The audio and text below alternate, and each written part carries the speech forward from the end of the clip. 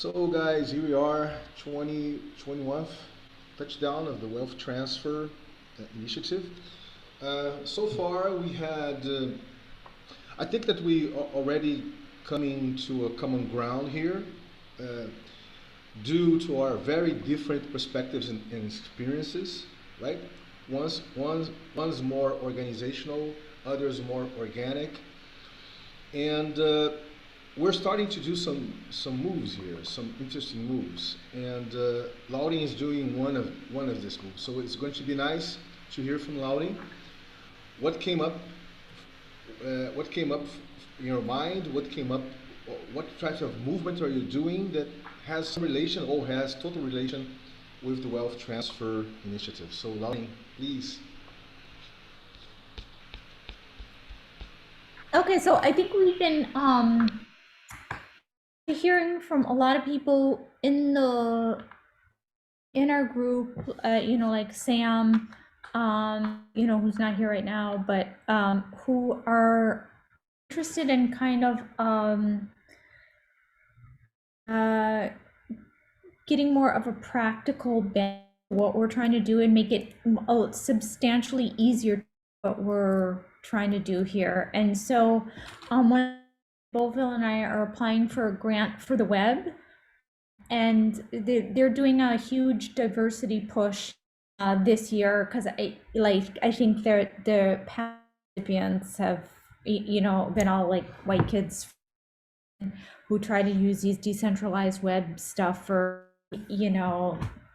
stuff that does not like substantially improve people's lives.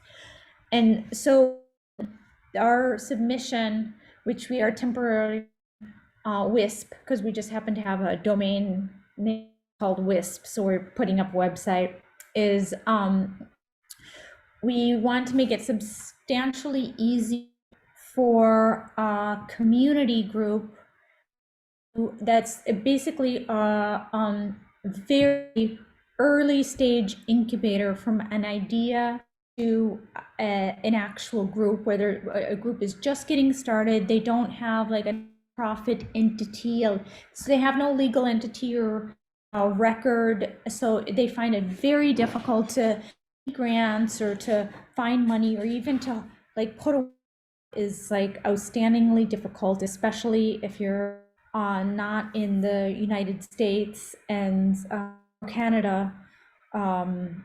And so what is to use this kind of Lexon code. It's like a human code so that people could just like, there's an app, you fill out your app and you can be up and running with entity, which we're going to use the Wyoming DAO legal entity that just cropped up in Wyoming.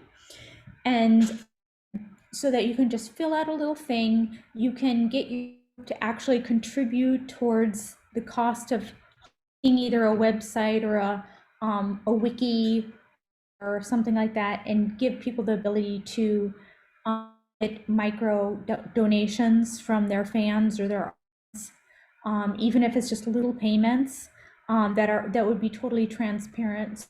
Donors could know exactly where their money was being spent. And so, yeah, that's the project we're working on. And so we're trying to focus on more marginalized communities that will actually find this a major step towards getting stuff together, who this is like a significant innovation.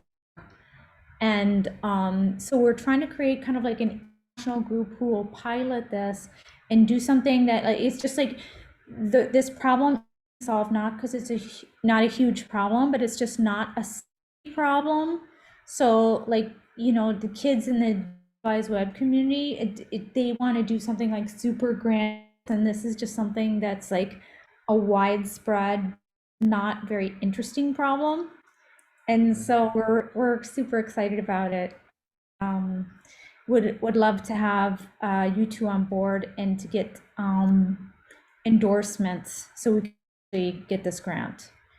And so we're working with Ward Cunningham from FedWiki and the TiddlyWiki, and we'd like to use this like one of the kind of interoperability, and maybe it would also be able to Sensorica, because you have these like little groups that form with Sensorica, and maybe to make it much for those subgroups to pop up with their site and project and be more independent. Interesting. Where do we apply for the grant? It's grant for the web, which I think is partnering with Mozilla for this. So it's just more emphasizing diverse accessibility than usual. Had European Commission next generation internet grants?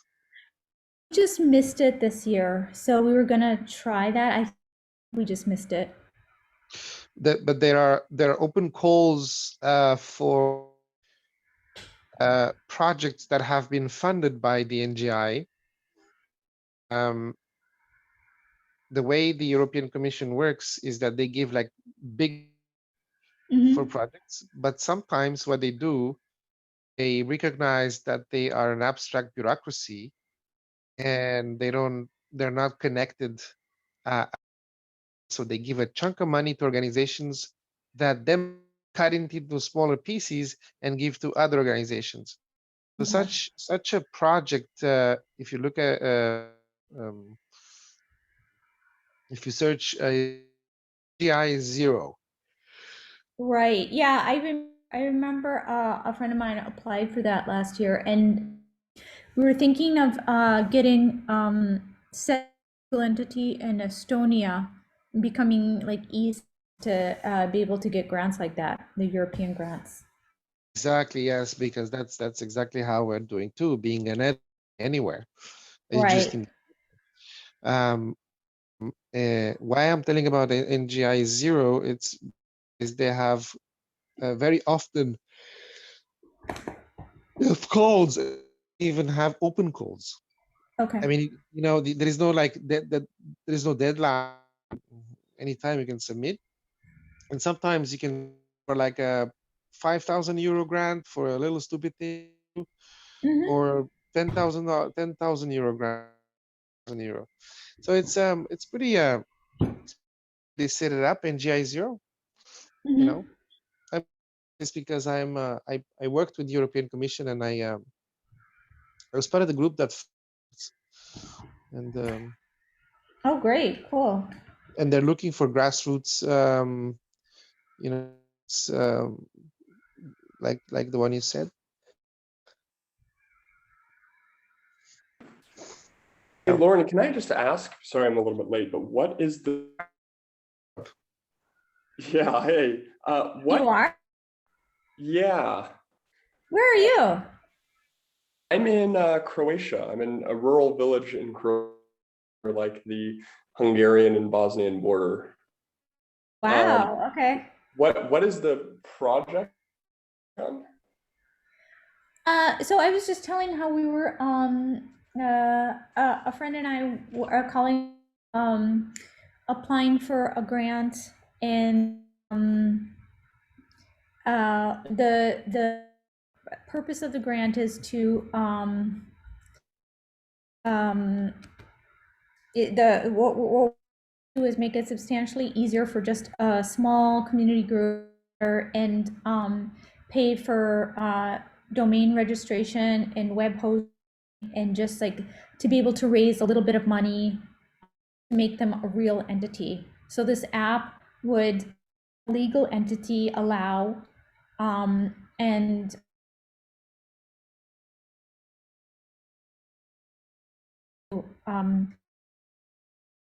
do web payments so that donors could easily fund them, even if they have no reputation. That sounds awesome. I think the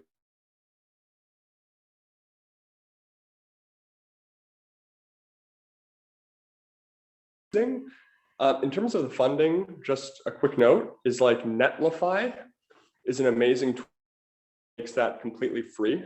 Like I host everything on Netlify now. It's super easy. It's one-click, very, very simple stuff, and it's all.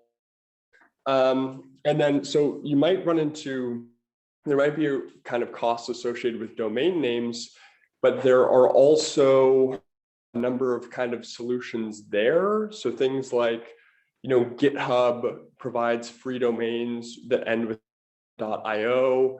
You can also then use like short links to point to that. And there might even be other kind of better, I don't know, like not github.io. The domain name is a little bit different because I understand that different organizations may want to have a better brand through their domain name, but it matters much. Yeah, I think that like GitHub is an example. It's like free domains through that. And then I in the chat that nlnet.nl, I think much of what TV was describing. They have they've been doing it for years, rolling grants every 2 months across a range of different NGI initiatives.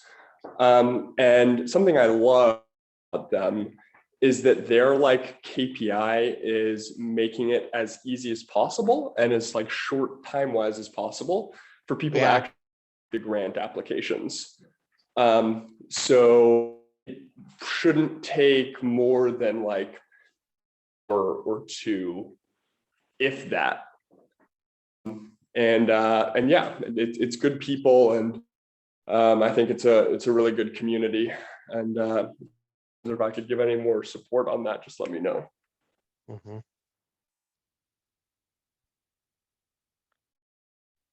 Hey Sam, I think Lauren has to go, but she entered with her smartphone, so I think we'll be able to still hear her or even even interact with her. But we're here. Yeah. So Sam, pleasure to have you always here, man. The touchdown. TB, are you with your coffee, man? Already, or for tea? I don't know, coffee or tea. Well, guys. I'm getting the coffee now. Yeah. Yeah. Well, guys. I think that we're doing some serious in the sense that good, in the good way. We're doing some serious steps here towards what we're trying to convey, or trying to materialize as this wealth transfer initiative, right? And I don't know if Sam read what TB proposed in the email thread. I don't know if you're aware, Sam.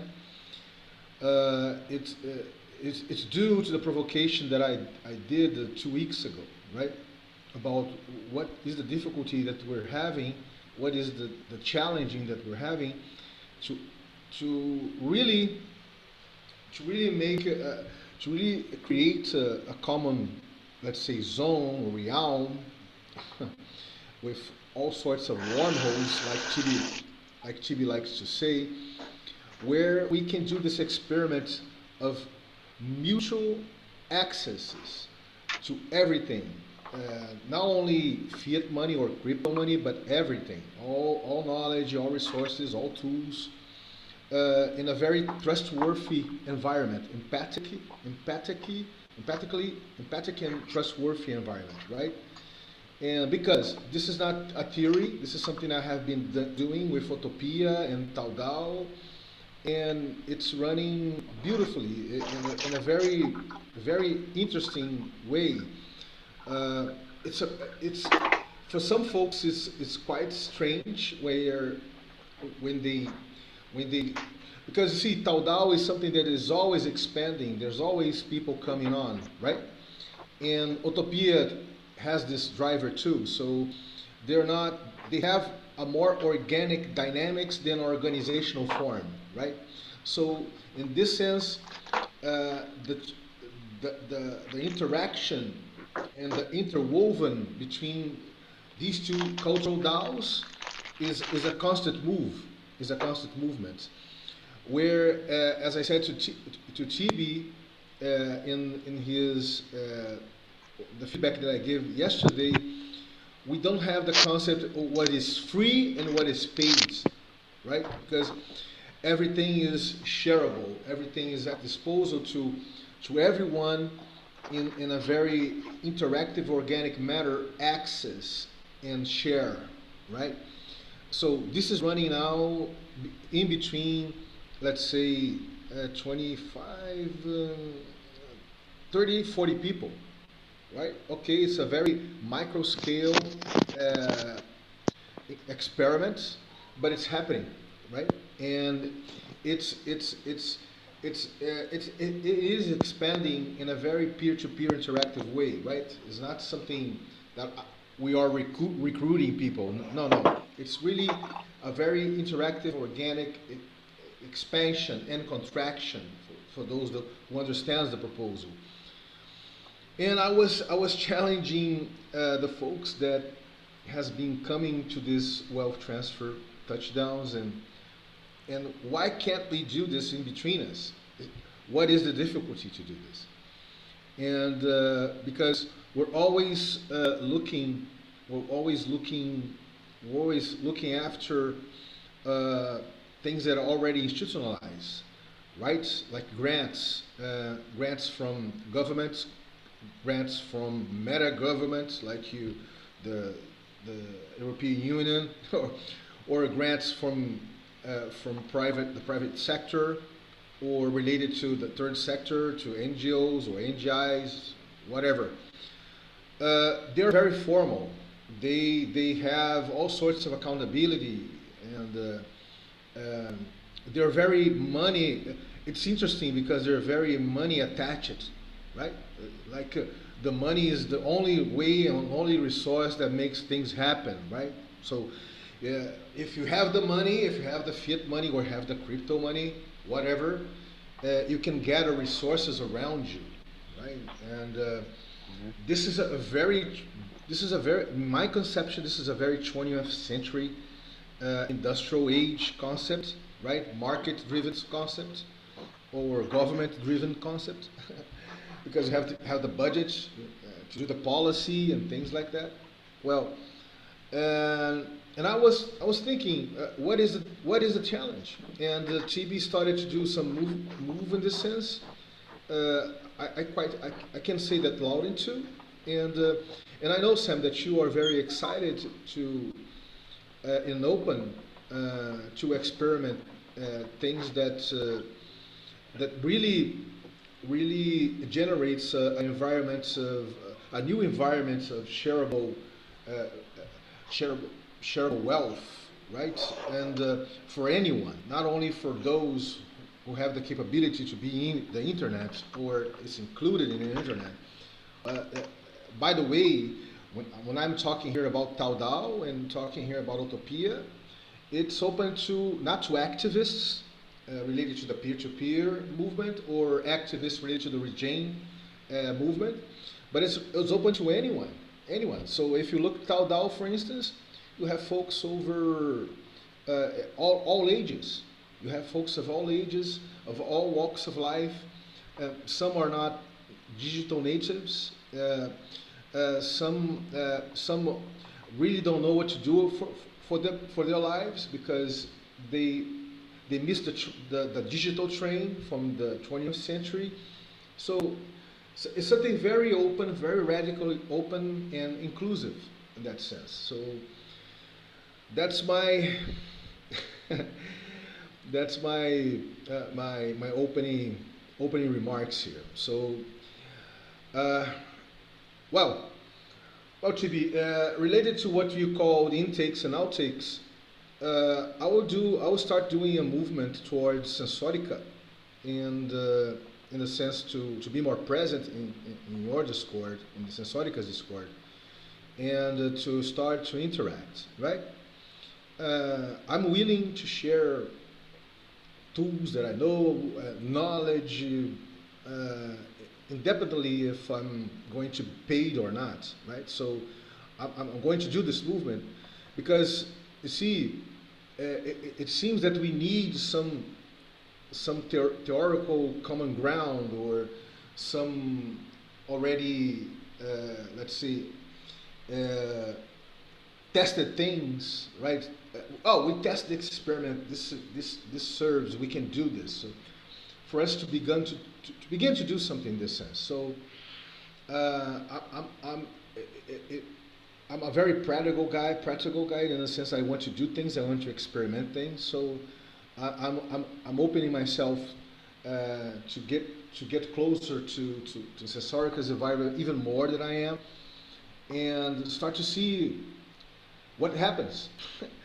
But I see, I'm not doing this movement because Sesorica has a grant, a project, Green for Good. No, I'm doing this movement because I want to see how open are the people over Sensoric environment to do this kind of engagement, let's say, this type of experiment, right?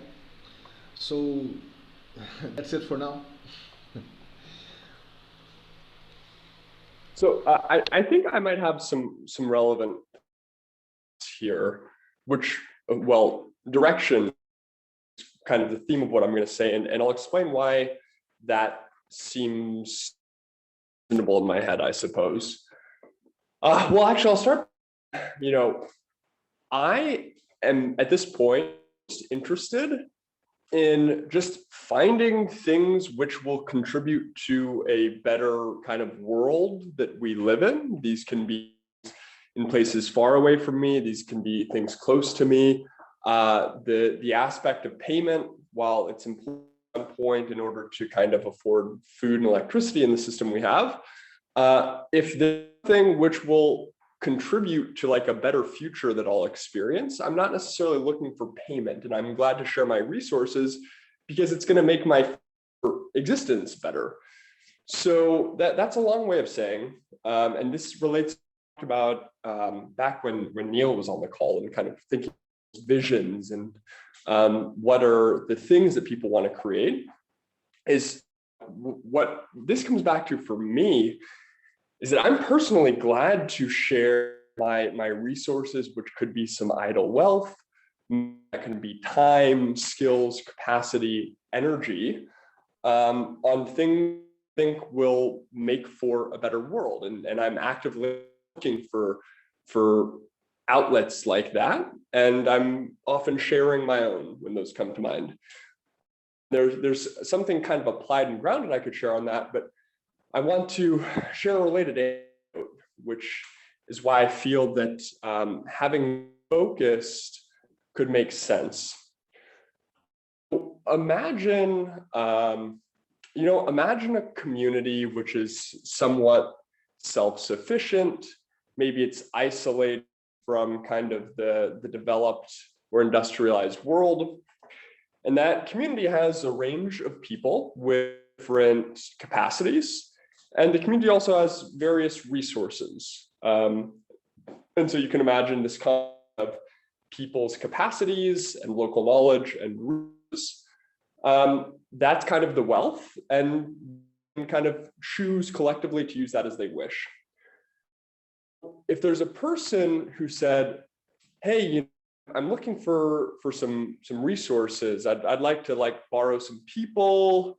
I'd like to take some of the resources that we have, some of the spare resources, just go, and they wouldn't just give this, say, well, what are you looking to do? What, I'm glad to help. Just what is it that you actually want to do? If the person says, oh, I don't really, just kind of trying to borrow some stuff, then nobody would go, nobody would follow because there's no vision.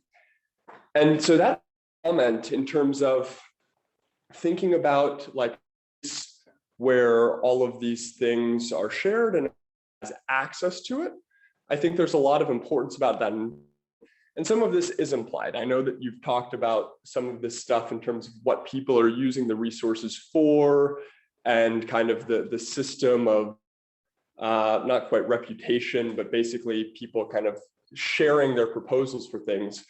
But I just thought that this is an aspect where it can be grounded in the sense that more focus on people actually sharing their visions and people sharing the things that they want to do. That enables others in a kind of stigmatic way align their own resources with those visions.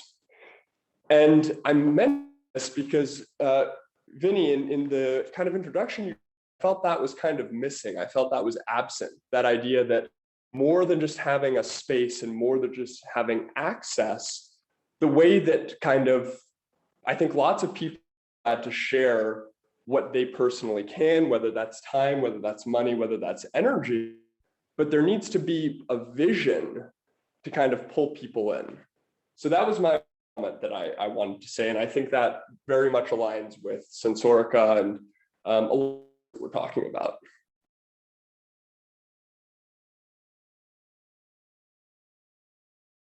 Yeah, actually there is a vision, Sam. I'm very related to the peer-to-peer movement for decades now. I live in a very peer-to-peer, organic, natural way in my life. It's very interdependent. Not only me, a lot of folks around me, and I'm related to the regenerative movement lately in the last years. So when I look to the horizon, I look to not only the society that I'm living here in Brazil, but I'm really the societies all over the world to have a more regenerative footprint, right? So all the endeavors, all the peer-to-peer endeavors, all the DAOs that I have been co-creating lately, they have this horizon related. They are peer-to-peer endeavors and they are regenerative endeavors. They work, as Lauren had worked, with collective intelligence. They work in a very organic manner. They are very inclusive. Autopia,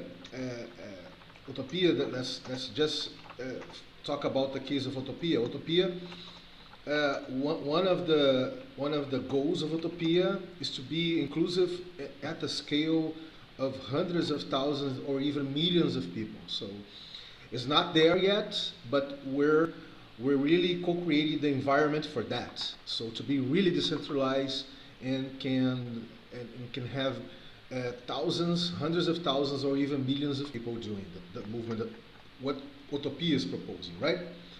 And it's not going to do. It's not an app. Let's say it's coming up with an app, right?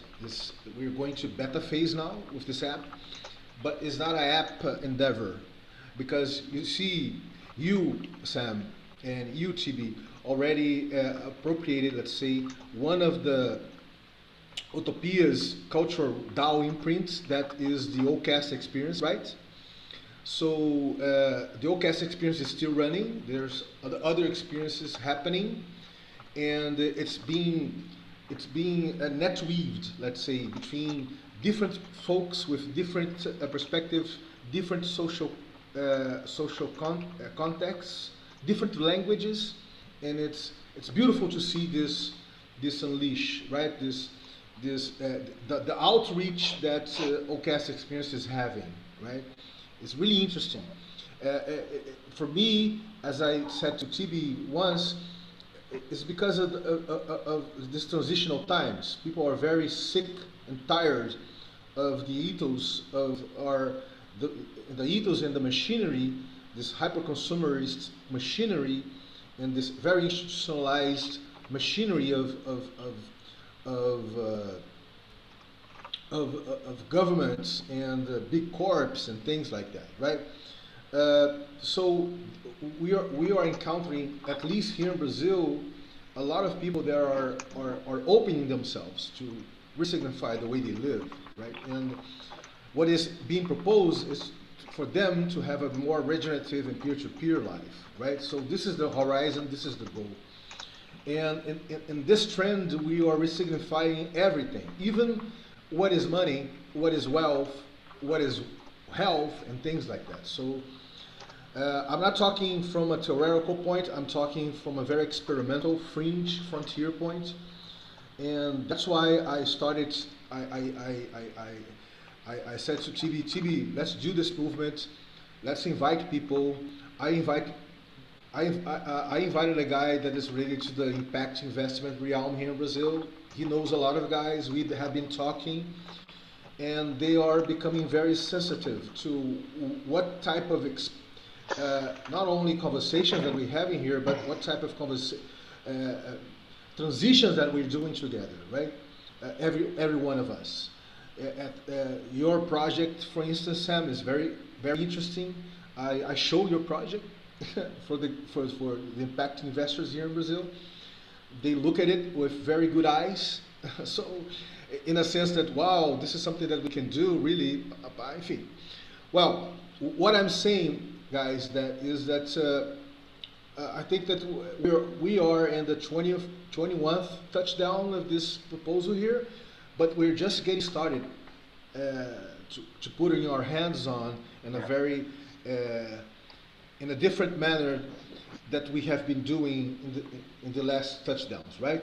I'm happy that you, Sam, and you, Chibi, already had one experience related to Autopia, but there's others experiences. But you guys still don't have the experience related to Taudao, for instance. And talking about Taudao, we're participating now in the Gitcoins match funding round, the 11th match funding round. I prepare a video to pass, like a teaser, like to pass the accents of Taudao, and it's interesting because there's a lot of kids over there, right? Web3 kids and DAO kids and things like that. But and I'm finding interesting how they are interested to know what is the regime movement, what is the peer-to-peer movement. It's interesting how they are hungry for this type of understanding, let's say, because they understand that decentralized this decentralized Web3 is not only about the infrastructure, right? Like you have nodes, you have farming. Yeah. It's about culture too. It's about new habits, culture. Yeah.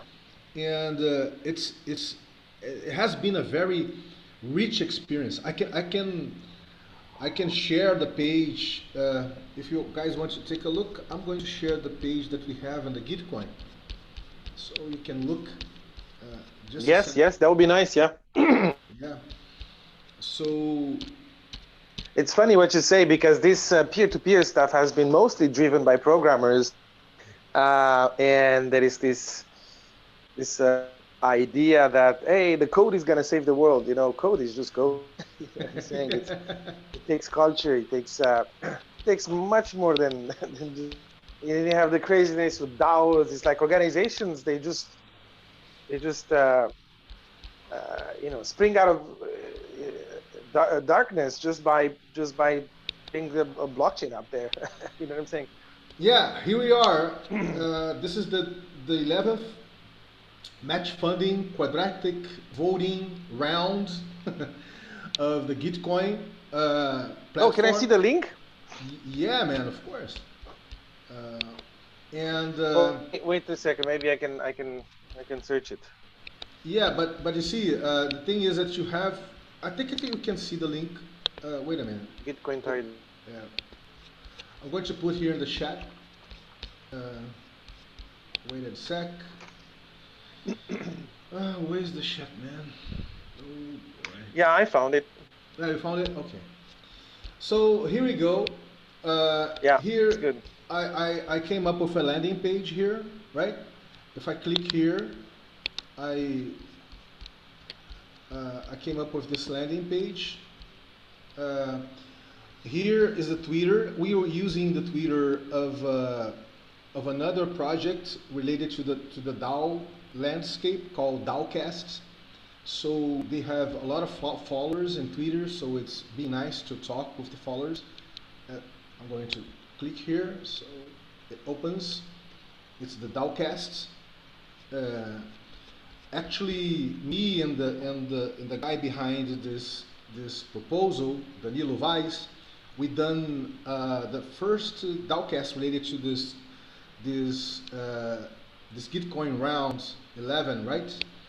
And we're going to post this, I think, tomorrow or Monday. Well, here you go. So I'm trying to interact here. with folks, and it's already happening. And folks can come to this landing page, right?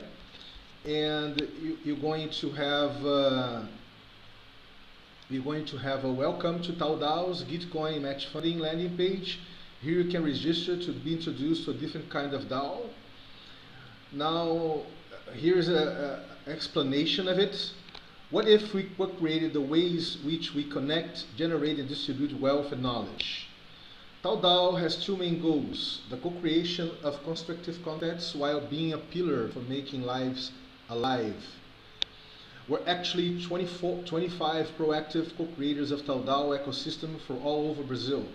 In this sense, TauDAO is not an organization, it's an interactive global organism, open to anyone that vibrates in the same peer-to-peer and regime frequency, literally co-creating on common space to host and produce in a decentralized manner content about all sorts of initiative projects and endeavor DAOs that are reframing the very conception of wealth and weaving in between numerous social worlds regenerative patterns of livelihood for everyone.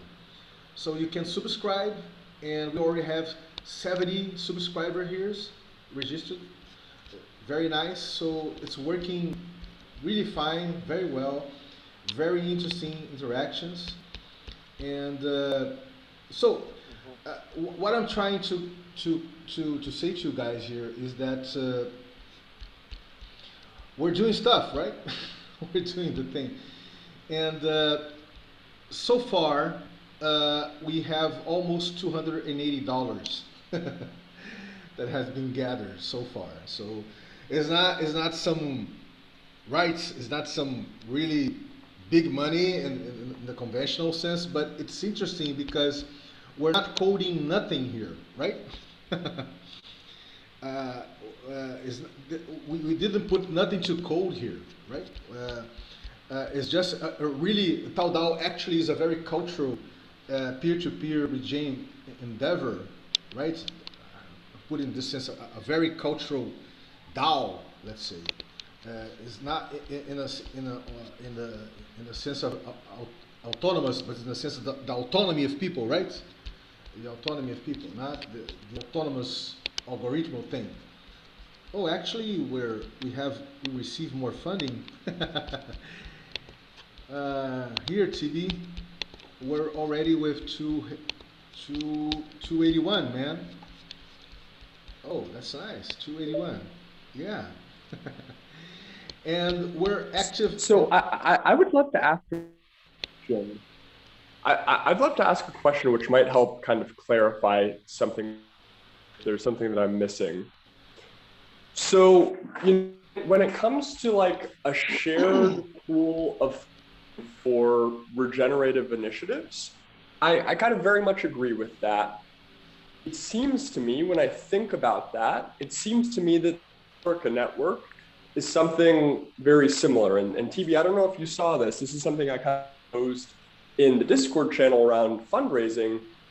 Is, I would actually probably be comfortable a fair amount of the, let's say, little idle wealth into like the Sensorica network, just with the understanding that would be kind of shareable funds in the Sensorica network, who could access those funds. And when streams of value are created, some of the returns could either come back to me, or some of those returns could kind of be invested. So that's like a very clear aspect of like the shareable that I think about. And I can imagine, from some of our past conversations, Vini, I can imagine it's something similar with TauDAO. It seems from that, it's a little bit more maybe content centric.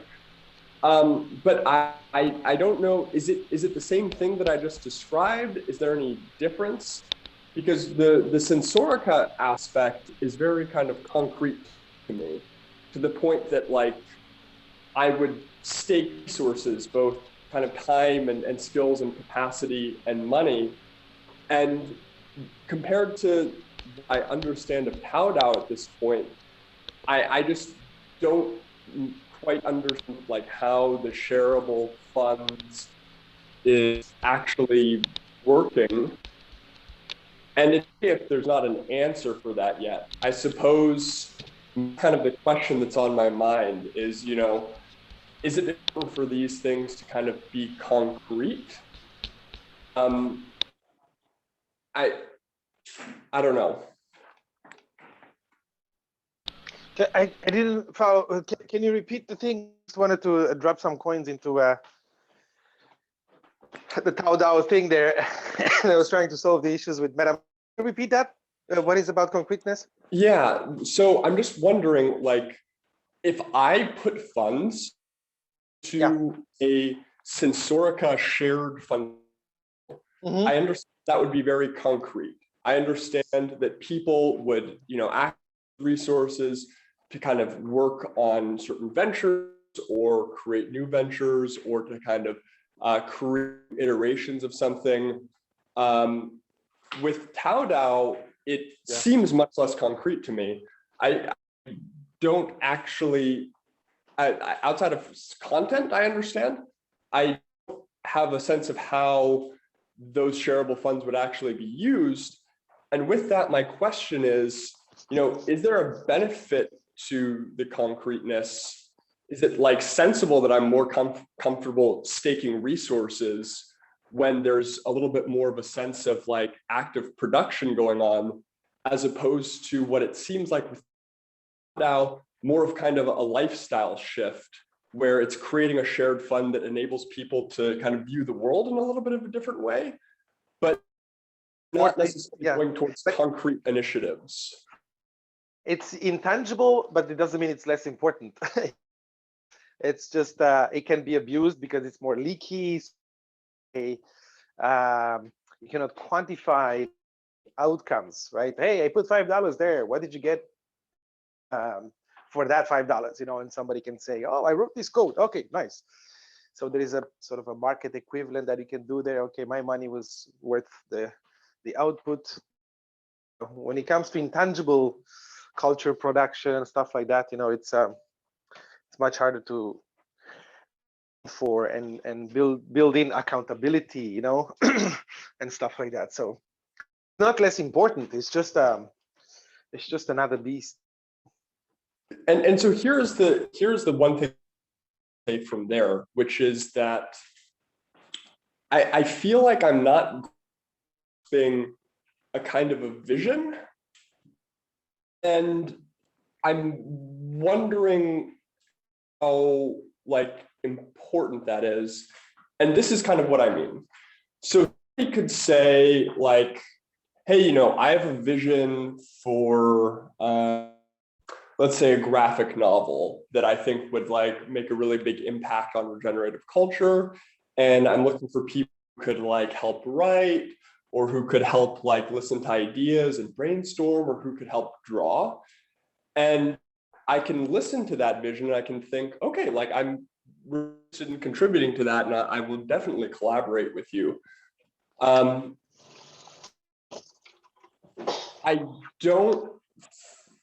just don't really, that's the big picture vision with Tao Dao, which is kind of gravitating and kind of pulling towards the more regenerative lifestyle. But on the day-to-day, I don't, at this point, kind of see a vision that I can get into. And I'm wondering if we feel that's kind of important, and if you guys kind of understand the distinctions that I'm pulling out. Yeah, let me add some more bits of information and perspective, Sam.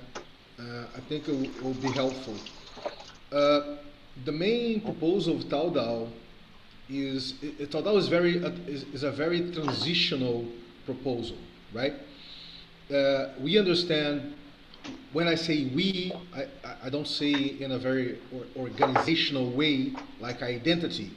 I say in a very organic manner where my perspective is sort of like the perspective of Danilo King, or the perspective of Maya, or the perspective of Renato. There's a lot of folks over there. But they all have different perspectives around what is peer-to-peer, what is regime movement, right? We don't have a consensus look of the world, right? We all come from different walks of life, different perspectives.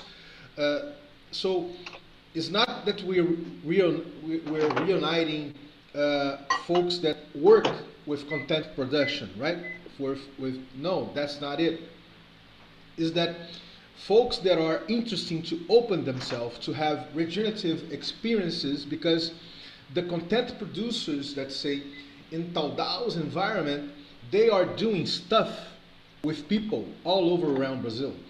They are occupying lands that are not being occupied. They are producing real good information about health, for your health, the health of communities. They are doing work with indigenous peoples in Amazon. So I'm talking about Brazil because it started here, right? But this can be spread all over the planet, right? So it's not that you're only there to produce regen content. No, you're living it, and you're learning how to produce this content because it's a learning environment. So it's a learning environment how to produce this content, right? So you share your experiences in this regenerative, the regenerative experience that you're let's say you're having for your own life. You're doing in a very peer-to-peer way, even if you don't know about the commons or about the peer-to-peer movement, but you're doing it. It's interesting to see that happen. Because as I said, this is not an activist. One of the things that I always talk with Bowens about this is, Bowens, when we talk about the commons and the peer-to-peer movement, man, I'm not talking about the guys over the universities doing research about this, or I'm not talking about the guys that are activists doing co-ops on web platforms to talk about the commons. No, I'm talking about common folks, common people, right? So that's what we're talking here about. And there's an element of complexity that I feel that the commons and the peer-to-peer movement lacks to perceive.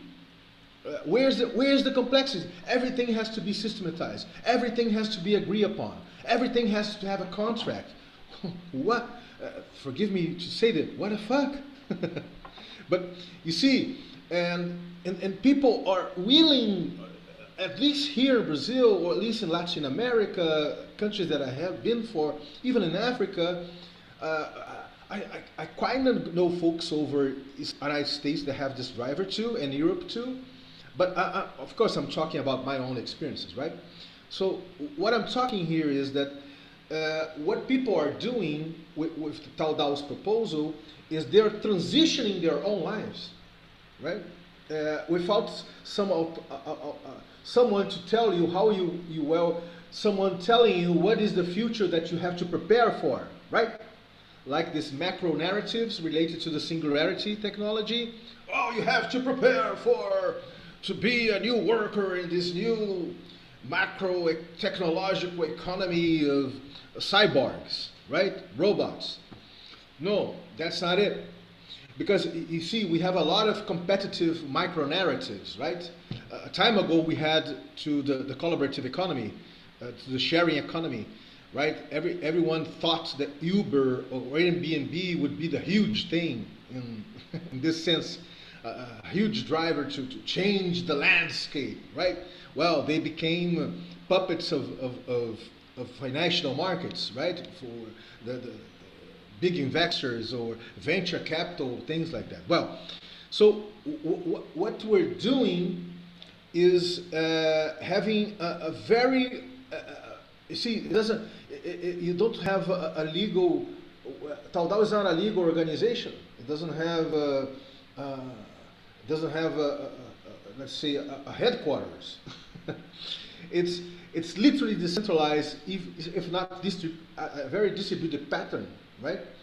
So as the text that I put with the guys that I wrote this text is a very global organism, peer-to-peer interactive organism. So folks are doing the transition, Sam. Folks are opening themselves to live differently. They are receiving Tau tokens as they co-create Tau DAO, they share their knowledge, and when they feel that they need to access fiat money or crypto money, they do what we call conscious access. They're not going to be paid, they're accessing a shareable fund that is already decentralized. You don't have a centralized figure around it, it's really decentralized. So it's a very interesting experience because you don't have someone telling you what to do. You don't need permission to access the resource, this resource, this crypto or fiat money resource, and everybody is accessing all types of resources and knowledge in between, right? So and there's a very interesting effect that is happening in people's life. They see themselves needing less fiat money to pay the bills because they're becoming more interdependent. They're generating their own energy. They're sharing their own energy, electricity. They're becoming more symbiotic with nature. They're moving from the cities to the countryside. Even the folks that are in the city, they are finding ways, in the big cities, in the metropolitan cities, they're finding ways to be more shareable and things like that. So, I don't know. It seems to be a very interesting path and journey or trail to at least you open yourself to experiment, right? So that's it. I don't know if I can better this explanation, but I kind of feel that you guys can feel what I'm talking here about, right? So, are there any examples? I'm just saying this because I tried finding it and I couldn't see anything online, and it just might not. But of like stuff that's been produced in exchange for Tau tokens, and like, is there anything online about that? Actually, we have a Discord digital environment where all the experiences and content that has been produced is there, right? I'll share my screen so you can take a look.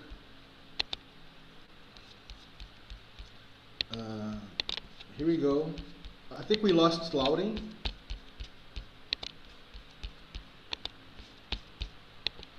It's all in Portuguese, okay, Sam? So we have a welcoming channel here. Here's warnings or things that you want to, a shout out channel to say things. Here is the onboarding channel of Tau DAO. Here we talk about weekly. We make onboarding sessions weekly. There always come 5, 10, 8, 15 people, right? And here I'm communicating that we're going to have a presence in the GR11 and Gitcoins platform, right? And we're going to work with DAOcast. DAOcast is actually a content producer related to Tau DAO too. So you have the shareable fund here. You have the conscious access here.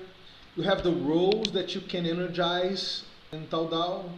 You have all the infra and superstructure things that are being co-created for people to, like images, like videos, like artists, like everything that you can imagine. You have the tokenomics of the Tau token.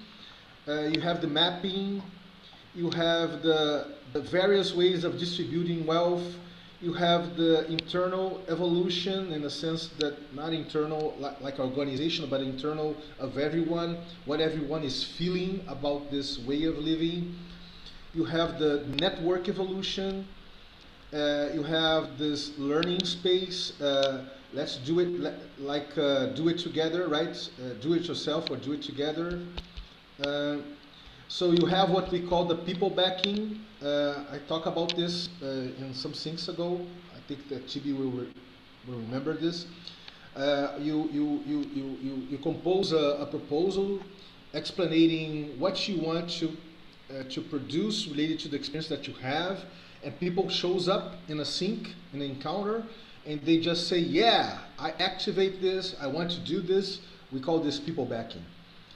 And you have the various channels that the guys that co-initiate this Taudao with me, they share this monetized channels on YouTube that we're working, where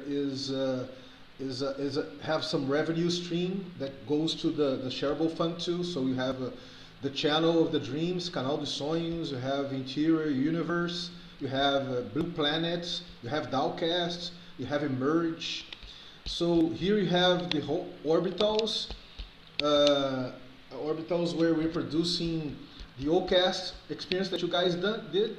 Well, here is we're doing a lot of OCast has to be. Oh, here you go, Sam. You're here, man.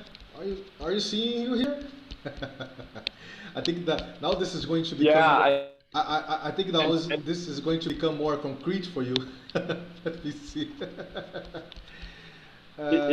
No, I mean, no, the Discord, the Discord channel does make it more concrete. And actually, I want to touch in on something.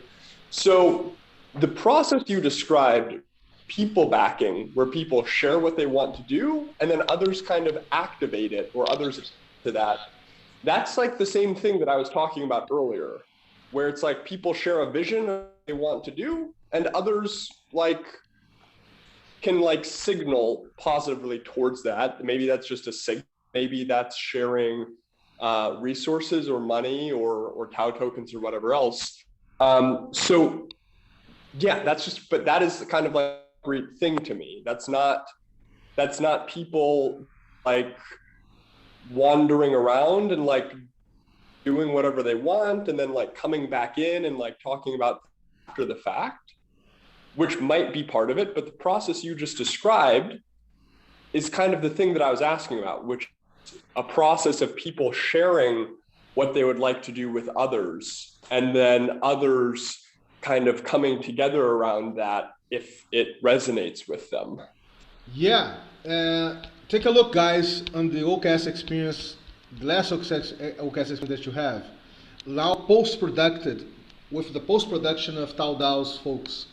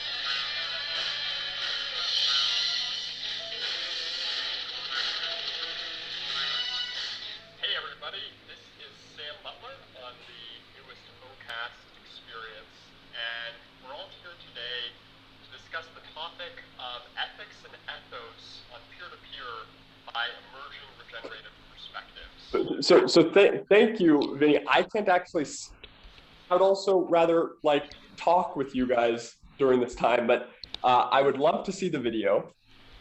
But I think that what you just shared, it does give resolution unless there's something else that I'm missing.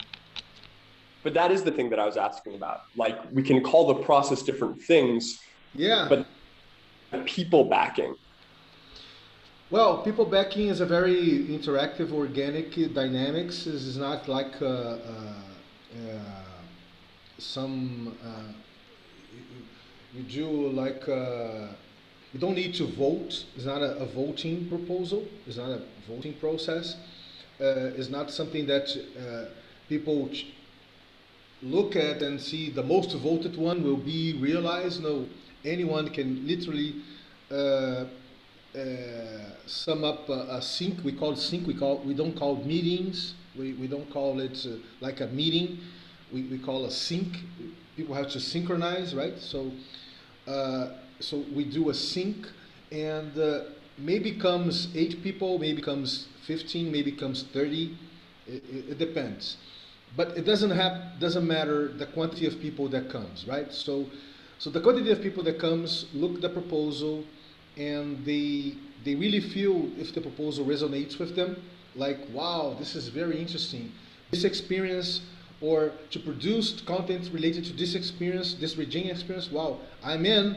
So I'm going to people back it, so I'm going to support and activate this. So this means that the folk that did this move, they are putting themselves, their energy, their experience, everything that you can imagine at disposal to make this happen, to make the contraction movement, right? To materialize it, to produce it, and even to live it, because some experiences are open to onboard people, right? Like this occupation, this co-creative occupation in 3 dimensions that we're doing in the land in Minas Gerais. It's a very huge land. So you can go there, you can have these regenerative experiences, you can co-create things, you can learn things. So that's it. I don't know if I explained it well, Sam, for you to get it better. You did explain it well. Thank you. It seemed so. It just seemed like there was a process for all of this, which I didn't understand, and it was for me before. And I don't care about the formal stuff. I don't think it's like crypto votes or like quadrilling or any shit like that. I was just talking about the more fun, seemingly human process of sharing a proposal, somebody sharing a vision, sharing a change they would like to see, and then enabling to kind of join them and gather around that. And it's a qualitative, intangible thing. But just like, and I couldn't get this from the website, Vinny, from any of the other documentation. I just recalled it a little bit from something you said before. I couldn't get that anywhere else. And without that, the idea of kind of the shareable funds is missing for me a little bit, because like it's expressed or not, it seems like there is probably, like you could think about from a network perspective, there's probably a network to all of the nodes, all of the people who make up the network. If you have a process like that, opposed to people just, borrowing funds, maybe that makes them work more in silos. There's more risks involved with that. There's less information sharing in the first place. So even if people are kind of capable in doing things the right way, if they're borrowing funds and then like doing their own thing, then they're not really getting others involved. And there's the opportunity cost of knowledge sharing. So this is to what you said earlier, TB, I think, where it's not just loose and leaky. This doesn't sound leaky at all to me. It might not be kind of super quantitative and super rigid, but it doesn't sound leaky. At the same time, it's not just people accessing shared funds without any sense of accountability. There's an accountability to each other, and it starts at the center of this is a process of people making proposals or sharing visions and activated by others.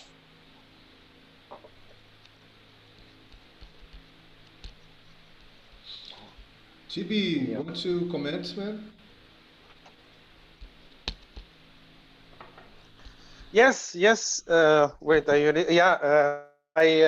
I'm listening and I'm trying to fund your thing on Gitcoin, but I noticed that in order to transfer a bit of coins from an Ethereum wallet to buy DAI, it cost me double the amount in gas. So yeah, but you I wanted to transfer like $30 in DAI from my Ethereum wallet, and I had to pay $60 in gas. Yeah, that's shit.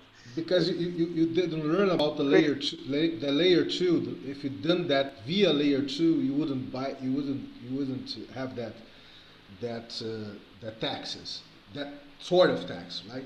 In the layer one. But Layer two. I don't know. yeah, we Is can a talk. checkout in another We can talk about that. stuff? Yeah, for sure. This is technical stuff. Yeah. Yeah, no problem.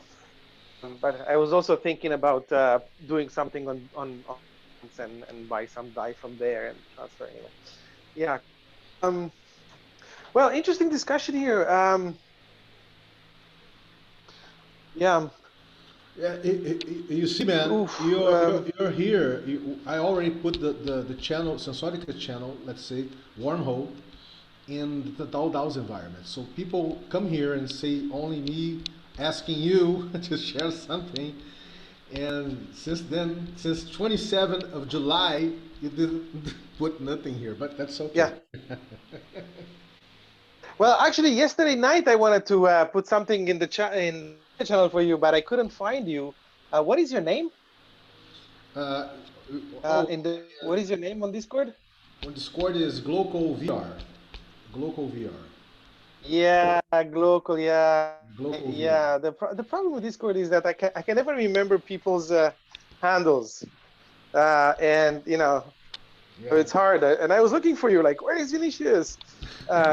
To put something in the Discord channel of Utopia, you know, about ecosystem services and services.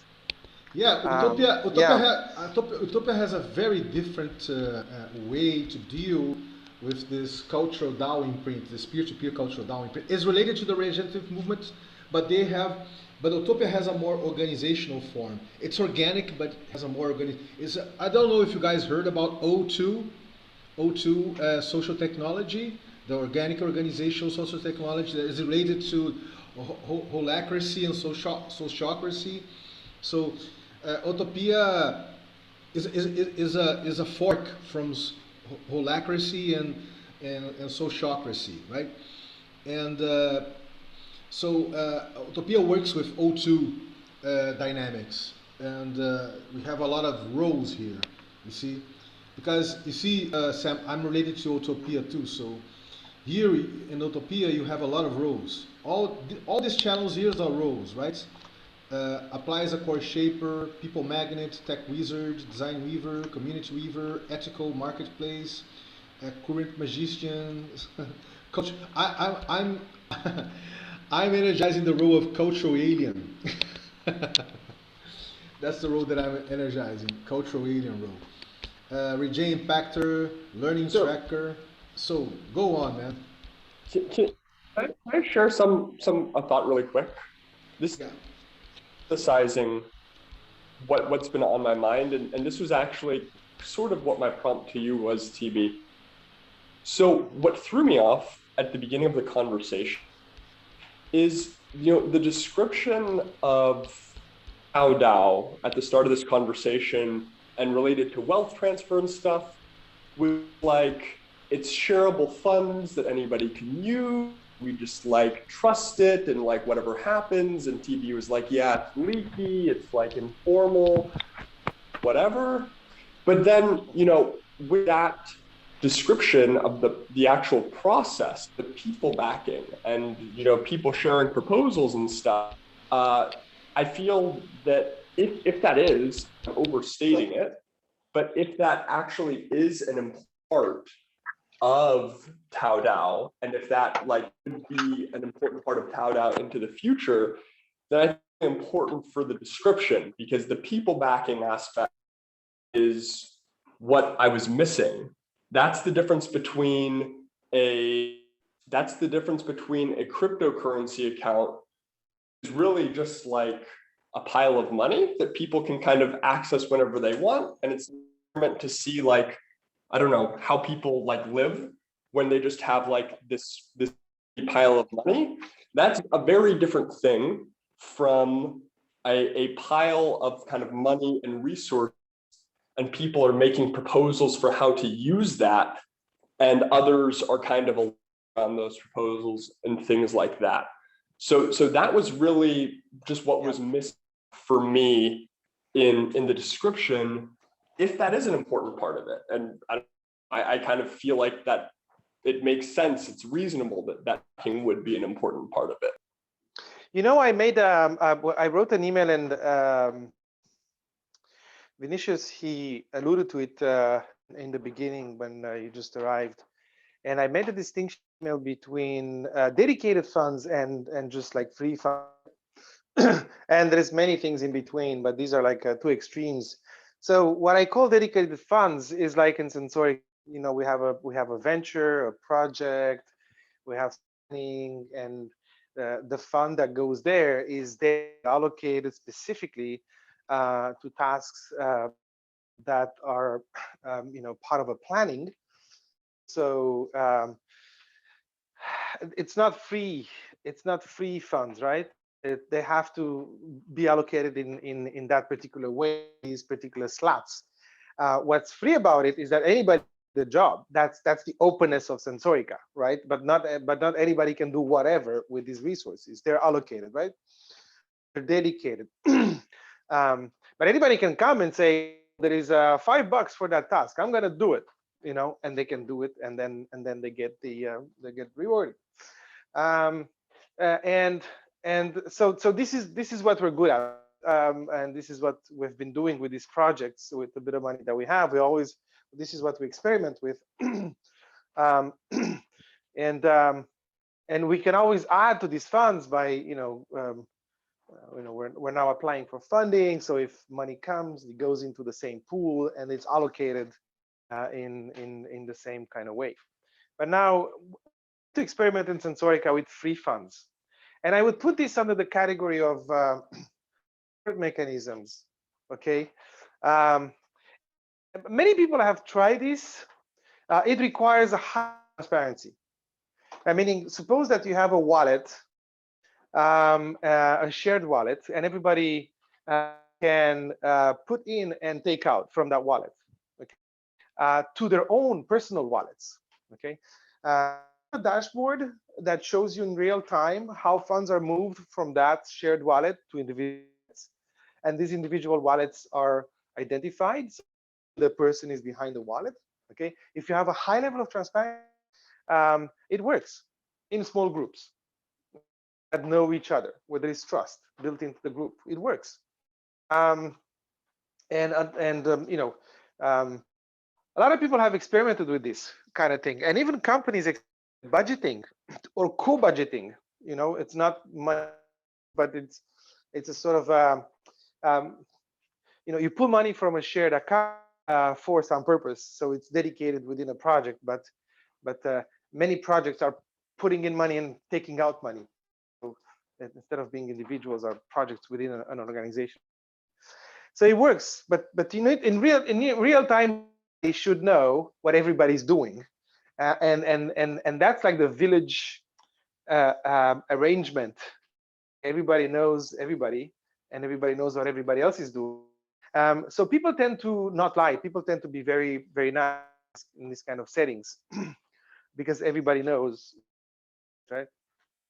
As soon as you put an anonymity there, then there is a reward. There's an easy reward for cheating, and you will find cheaters. If you don't have them in your group initially, as soon as they smell, they'll be there. They know they can have a free candy.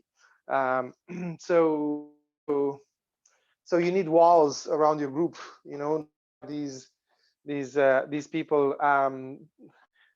coming in and then poisoning your culture. But there's so I would like to experiment that just to finish.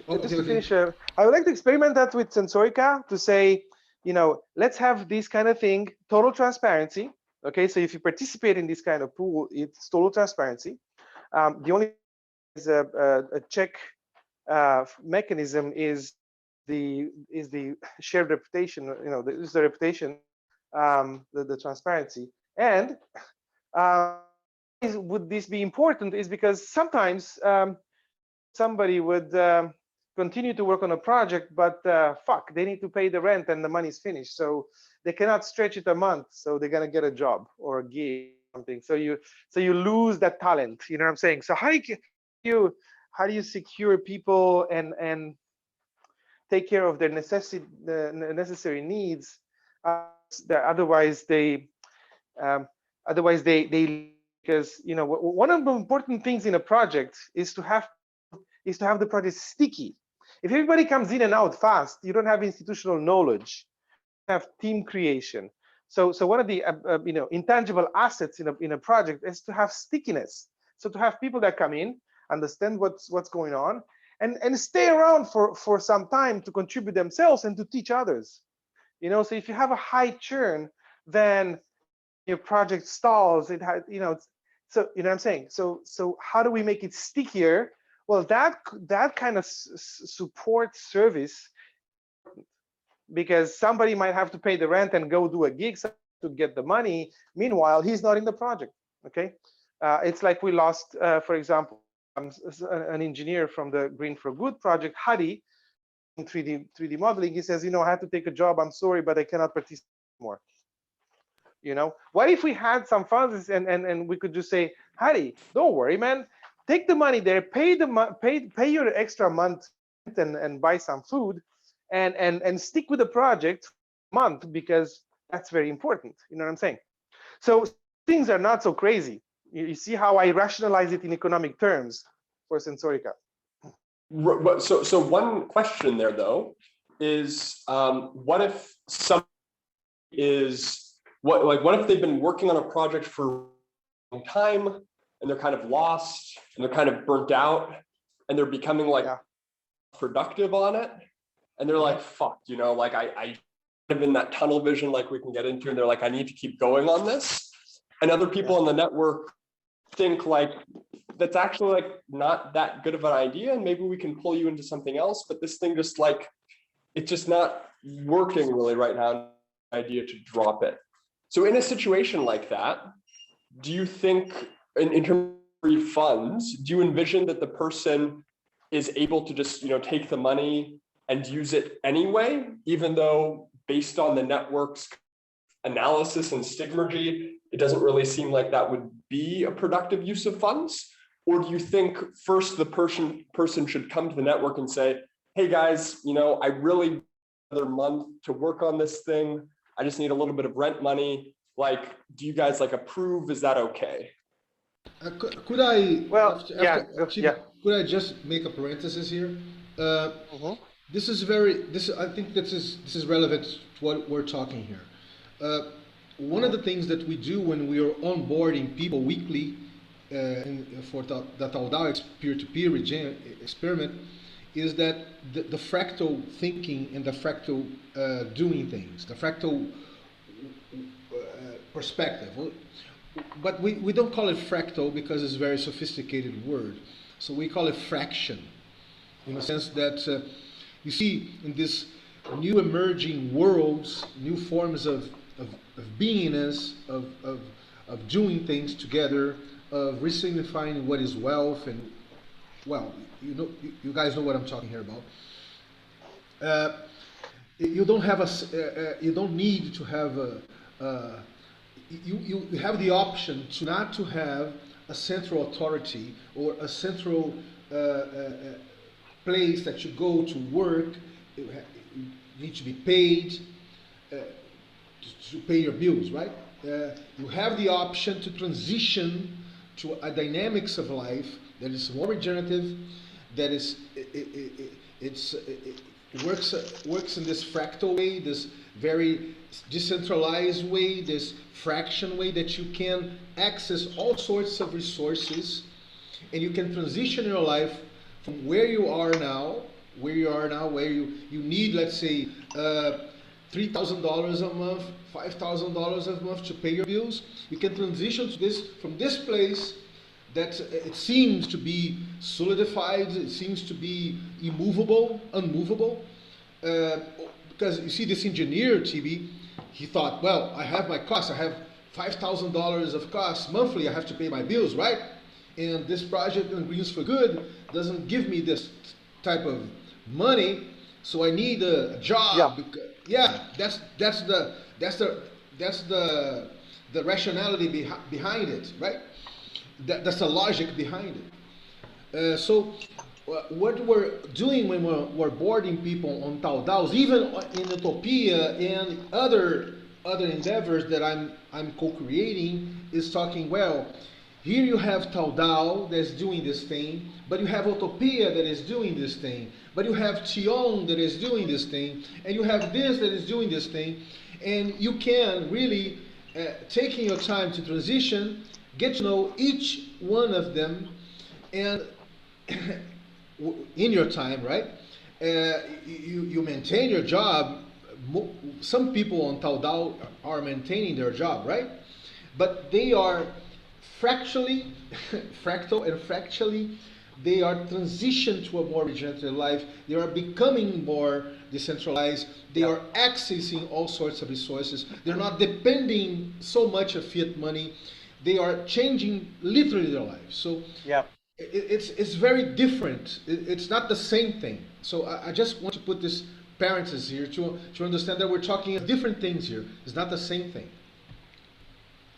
Yeah, we are. We understand. You have like a more holistic approach of life changing. Okay, so your dependence on capital, so it's not the same. And we're talking about Sensorica, which is a sort of an environment separated from capitalism. And we have people that live in capitalism but operate within Sensorica, right? And there is no proposition for life changing here for us. It's just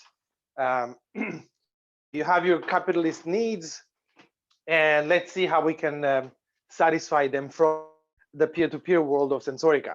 You know, so it's a kind of a schizophrenic situation where you are in two worlds at the same time, and thus we have these problems because we have a new system that lives within the old system, right? And what you're trying to do is take people on a path to say, your dependence on dollars.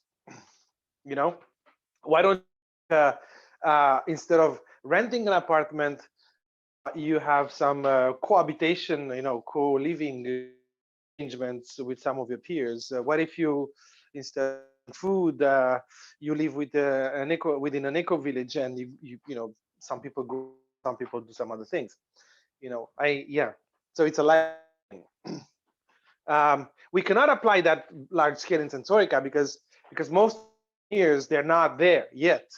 So you know, we can't change people, but we can get them from where they are and make them a proposition. Otherwise, we could not do anything, because when you have to work on a project, well, you need these people to work on the project, and you get them from wherever you find them, and you got to make them a proposition that they accept, right?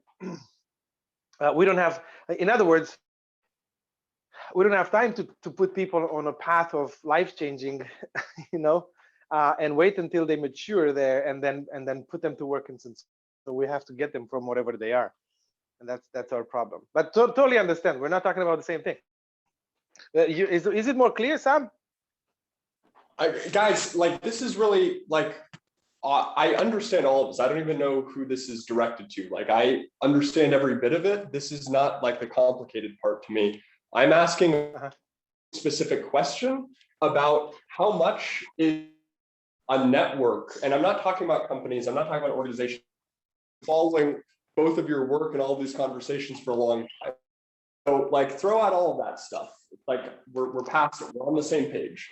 I'm talking a very specific question when it comes to kind of funds versus dedicated funds, as Phoebe put it, because from my understanding, the people backing process, that's not really free funds.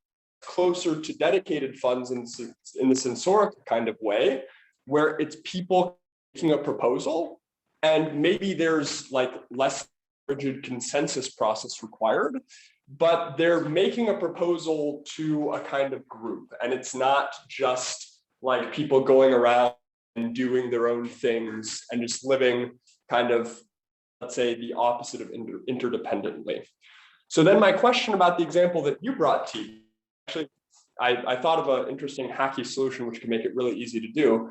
So with Sensorica, a small group, shared funding, you know, to what extent do you really envision that being people just like not thinking about what they're making withdrawals for, and they're just kind of using it as they wish? They're just using it as kind of this money tree and going and picking from the money tree as they want to be transparent, but they're not necessarily having conversations. Is there a sense of, hey, I want to like pick from the money to do this? And other people may say like, oh, like, I don't think that's a good idea. Here are the reasons why. And that person can say, okay, like I'm still going to pick from the money tree and we'll see how it goes and we can learn from it. Or is it just people, or is it more like people saying, hey, I want to pick from the money tree to do this. And then other folks saying like, oh, like, yeah, that's a good idea, go for it. Or I don't know, just having the agency to do it regardless. Different, like very different processes involved? You know, here's from my experience within Sensorica. Usually people log only 70% of the time they do. So I have people come to me, well, if people are logging, how do you do and not logging too much and cheating and lying that they do some work, but they actually don't do it? And I tell them, no, the reality is the contrary. On average, log 70% of and 30% of their hard work donated. So it's the opposite. And I have a problem convincing people to log more because I want them to get rid. So it's that feeling. Transparency works in various ways. Okay. And sometimes we see problems where the I would even experiment with something very loose. It's like, don't ask permission. Pick from the pick something for you from the tree. You know, if you grow this anonymously to large proportions, yes, for it's going to get abused. But within the Sensorica scale, I've seen contrary. You know what I'm saying? I've seen doing the contrary of abuse. So that just like that, and keep in mind some mechanisms of case. There's a free rider that arrives and repetitively abuses the system. You know, we all in Sensorica free riders. You know, we had experience with free riders. No, that's not. But you know, the majority of people act, you know, in an opposite way. You know, they're logging less.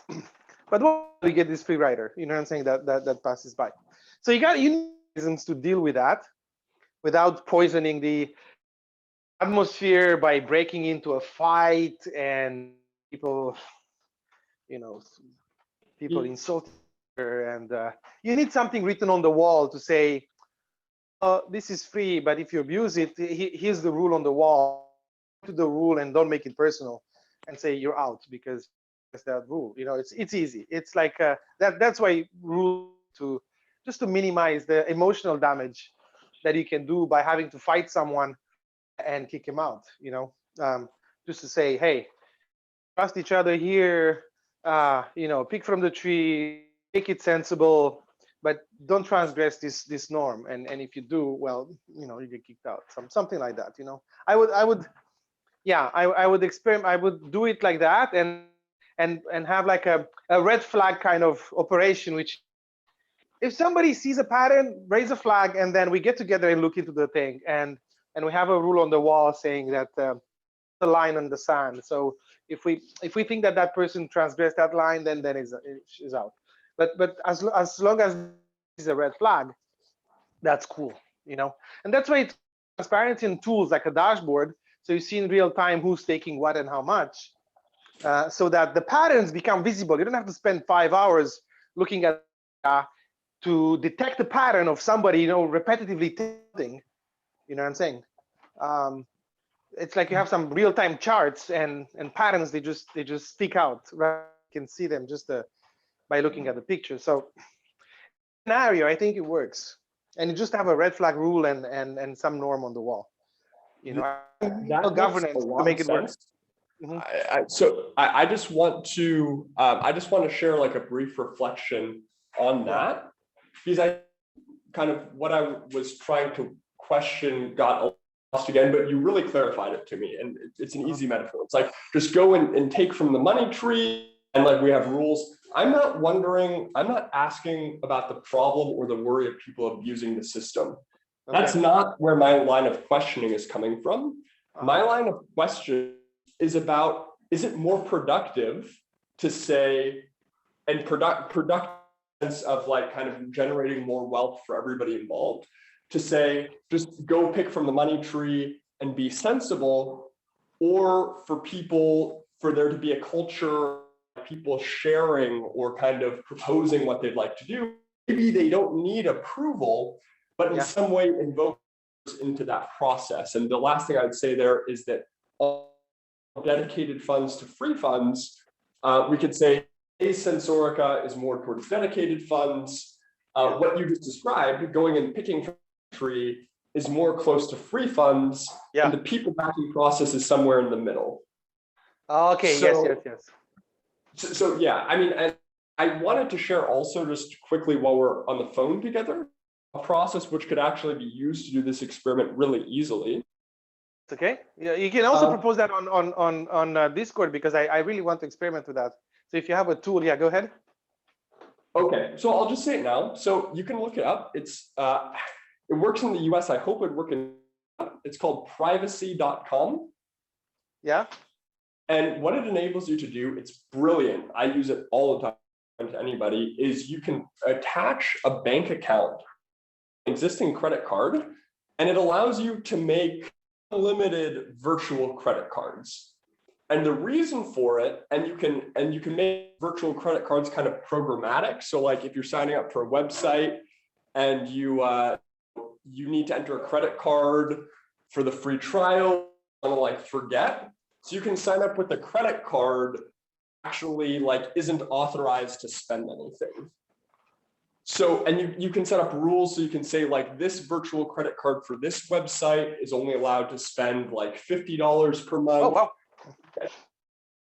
So the very simple kind of hacky experiment in mind is you could just enable, like give people shared access to the account. You could create a virtual credit card. This would take like 30 seconds. It's like you could create a virtual credit card, each person participating. You can see notifications every time each of those credit cards is charged. And you can see how much each of those credit cards is spending. And you could actually build something in. So like it's a little wall of something in, and you could say like, let's say there's $5,000. You could say that none of these cards are allowed to spend. This could be a good idea regardless. Like you could say none of the cards are allowed to spend than $1,000 in a year. Just so that like nobody makes a mistake and accidentally accidentally fuck something up with like a credit card checkout. And also so nobody does anything irresponsible in early stages. But yeah, I think it would be extremely simple to do. Oh, wow. Perfect. So nice. Yeah, I think it's a place to start. And then I would, from Vinicius, he can, because they have this experience, holistic, it would be to learn from them, how they do it, how they do it. Are they asking what they or and the whole cultural experience, and who knows, maybe to add more dimensions to this very simplistic, because this will be just funds focused, okay, focused, it's so I see the relationship with Tao Dao and what Vinicius is doing as a way for us to tap into some other cultural this kind of peer-to-peer living, right? Yeah. But you know what I'm saying? Just one thing: the shareable fund is very decentralized. It's not. You don't have a unique account. Everyone, let's say, separates. when we're talking about fiat money and crypto, right? So anyone separates some crypto or some money, and it's let's say it's accessible for it's very interesting, Chibi and Sam, because it's very peer-to-peer in this sense, because you have to go to the channel called Conscious Access, post a little text of what the things are you have been co-creating, the things that you've been changing and transitioning in your life in a regenerative manner, in a peer-to-peer manner, like you're sharing, and you do your conscious access, right? So it doesn't come from a central fund, right? Central bank account. It comes from various folks. So folks take a look, and everyone, well, okay, you need to access, let's say, $500. Well, one here will give you access to $100, another to $50, another to 250. So your access. So there is a tool for that? What did you say? No, it's very. There is a tool for that, like shuttle fund? No, it's not. There's not a tool for that yet. We could try this privacy.com thing. I don't know, but not everyone has credit card, right? So, but it's a very here in Brazil. We use a type of PicPay. It's a Pix. We call it Pix. I don't know if you have in Canada or elsewhere, but it's very direct. So everyone sends a Pix. For the guy that's doing, for the person that is doing the conscious access, and so it's you see it's very, and you see this shareable fund doesn't come from an impact investor, right? It comes all over around. It comes from the people that are co-creating Taudao. It comes from the revenue that comes from the monetized YouTube channels. It comes from this GR11 thing in Gitcoin, right? So it's very interesting. So it's like a micro crowdfunding, right? Yeah. Like it's like a micro crowdfunding. Say, guys, can you crowdfund me? I need $100, and maybe $5 are gonna give you something. Yeah, but you see, the thing is that no one feels that when I give you the access for what I put it as a shareable thing, like fiat money or crypto, for this shareable fund of Taudao, I don't feel that I'm paying you or I'm investing in you. I'm just feeling that I'm sharing my idle wealth, right? For this proposal for people to transition. Yes. Yeah. So there's not this sense of micro investing or you're being paid. So that's a different thing. That's a different experience. And as I said, and I tried to say, that's a cultural, yeah, it's a cultural shift. And yes, it's very interesting because one thing is to talk about, another thing is to experience it. So, right? So and there is no money tree. There's no money tree. There is like there's no centralization of an account. It comes from everybody. It's just pulled in, right? Yeah, that's it. Because you see, the main mindset behind this, but it doesn't mean that everybody thinks like what I'm going to talk here about, is that the society as the ethos of the society as we know, is a very accumulative one. It's a very individualistic one, right? It's a very privatized one, right? Even the public is privatized, right? So, it's very fiat money scarcity driven, right? You have to have the fiat money to pay everything, to even to be alive, right? And people are sick of this. They are exhausted about this. They want to do something different. They understand that this possibility is real because we're really living collapsing times. I think that you folks will agree with me. We're really living collapsing times. So people are very open to do this experiment. So and I'm not saying that they are leaving everything behind. Oh, I don't want my job anymore. No, that's not it. It's a very transitional, step-by-step, opening, very fraction and fractal and holistic, like you said. Yeah. Yeah, so maybe the money tree idea is not good. because it's not here. Then you need to police that, and communism, oh, I'm stealing from the government. Like, who's the guy? It's this absurdity. So people can steal from the government, but when actually when you have a face, and see the hand of the people that are giving to you, it's a very different experience than taking from a money tree, which is like this abstract idea. You know what I'm saying? So every time you ask for money, you see a face instead of just pulling some money from an abstract thing, a wallet. So it's a very experience. And this is what I said at the beginning of the conversation, where if you imagine a community in the real world, which is kind of self-sustaining and it's not, let's say, it's isolated, then you wouldn't have people just really going and taking resources or kind of commandeering other people to do certain things.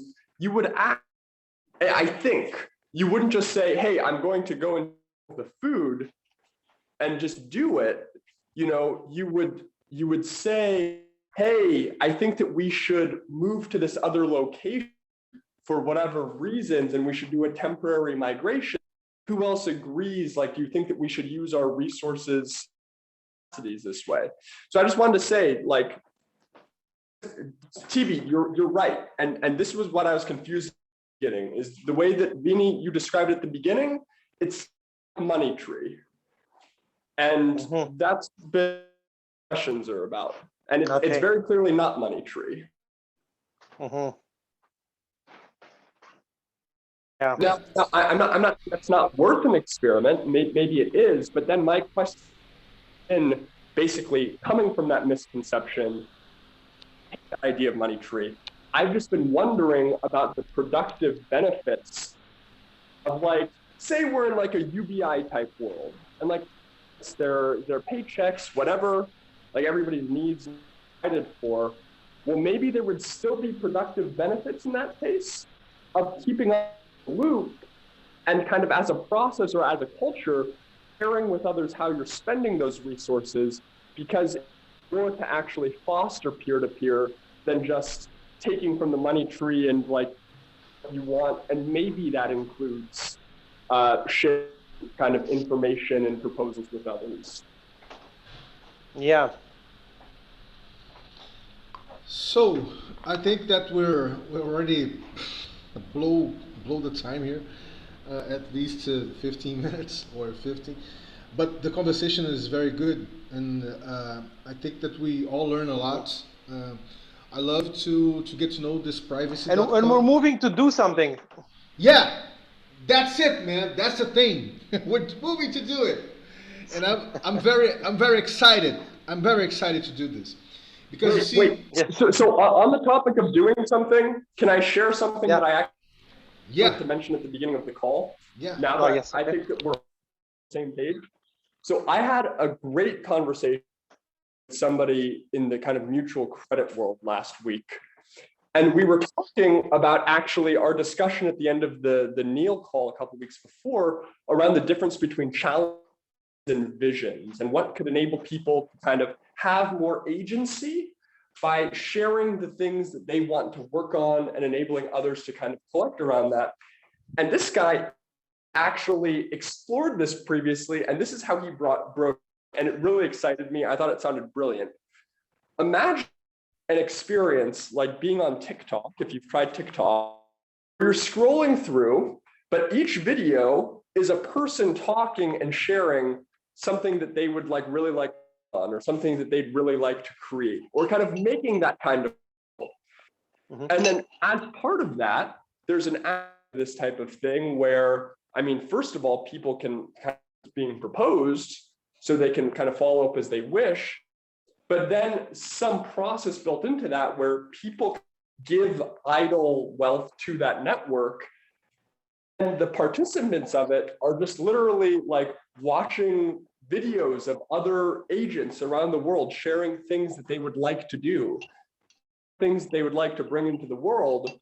And there's a which can actually kind of send the idle wealth. And maybe it's, through like me saying, I will stake my idle wealth to this.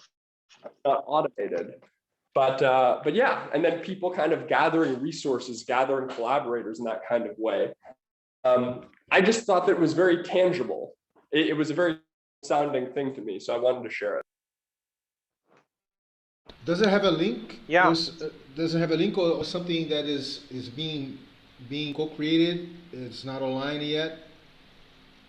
Sam? No. There's nothing yet. I mean, I've been thinking slowly myself. I've been thinking about a very simple application which relates to Placeflow, but it's just kind of land on a web page, and the prompt is, what do you want to work on or see in the world? And people just share what they have. People share the wants that they have, and it's just an aggregation of that, which then in others, if they align, if they resonate with you, to kind of collaborate or give money, give time, or give energy. Yeah, got it. Yeah, why don't you can start using hashtags and use the platforms that already exist and on which everybody is. You don't have to build a platform and wait for people to come and look at these things. Yeah. You can already experiment. You just invent a hashtag, and that aggregates everybody, and everybody's on Twitter. You know what I'm saying? So it's like or TikTok, whatever. Whatever. You know what I'm saying? Instead of building a platform, yeah. you can just start. Yeah, do you know? That makes total sense. I didn't mean to hog the Sam, conversation. do you know Mastodon? Mastodon? Have you heard about it? Yeah, Mastodon. You can actually, you have you can come up with a commons version of the Facebook or a commons version of Twitter or a commons version of YouTube, right? So you can do anything with this Mastodon platform. Yeah. And you have all sorts of APIs there, so you can people can see what you build in Mastodon in these huge corporate platforms like YouTube, Facebook. So it's a way to people see what you're talking about. They go there. So it's this is idea, right? So we can talk about this. But what And I actually want to I just want to add one more thing, because of that connected to idle wealth, and this was from this mutual credit peer. Idle wealth comes in. It also comes in with this concept of democracy.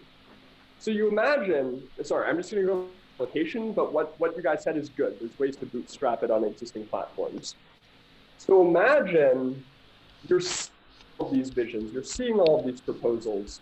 There's a way to kind of indicate things that you believe in and things that you support.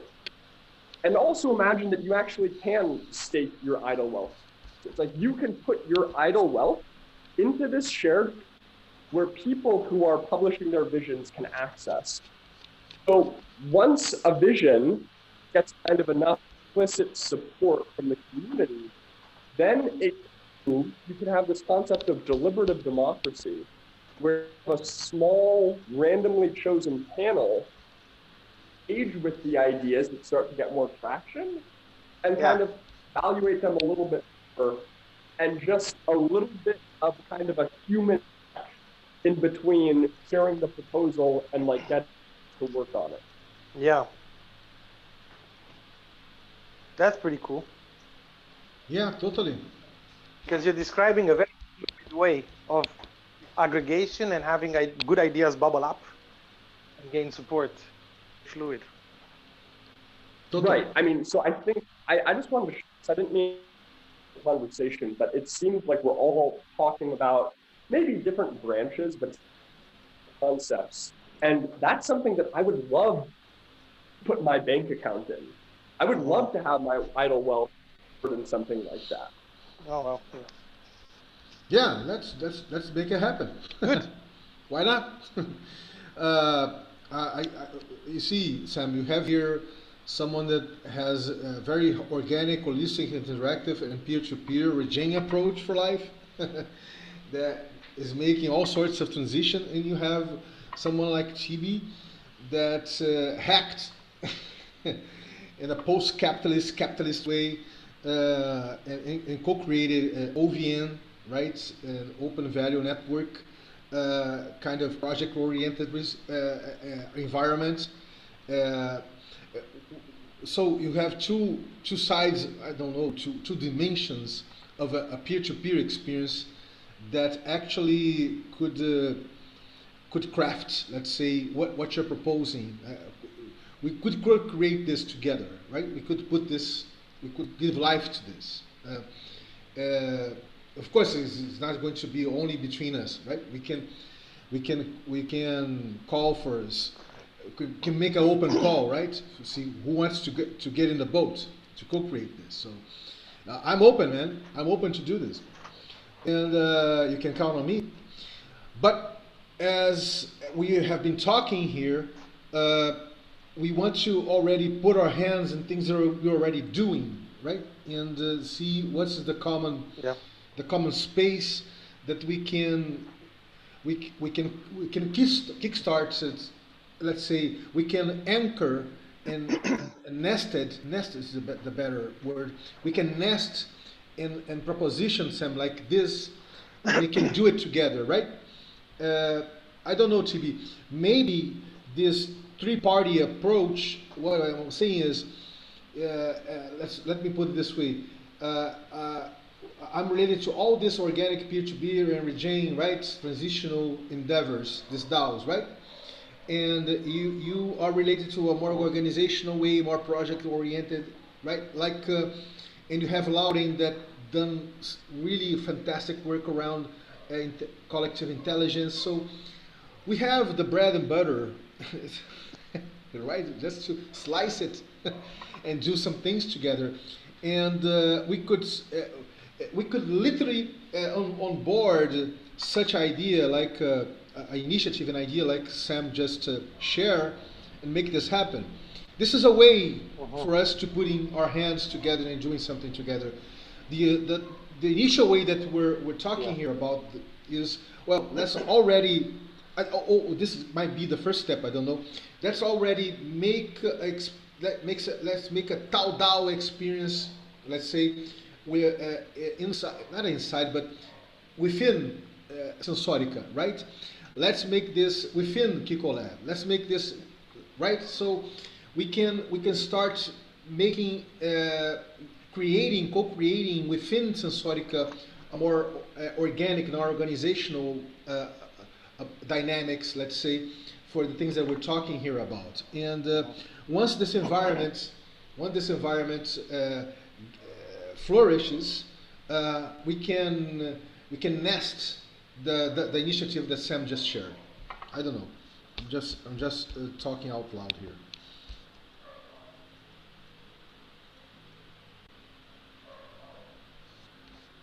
It makes sense. Cool.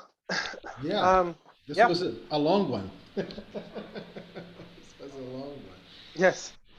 Yeah. Okay. Okay, my friends. Very nice. I'm here. Let's go. Be well. Anything you ping me, you know now my profile in Discord. Let's go. Bye bye. Okay. Thanks for your time, guys. Thank you very much. Thank you. Yeah, TB. Bye, Sam. You too.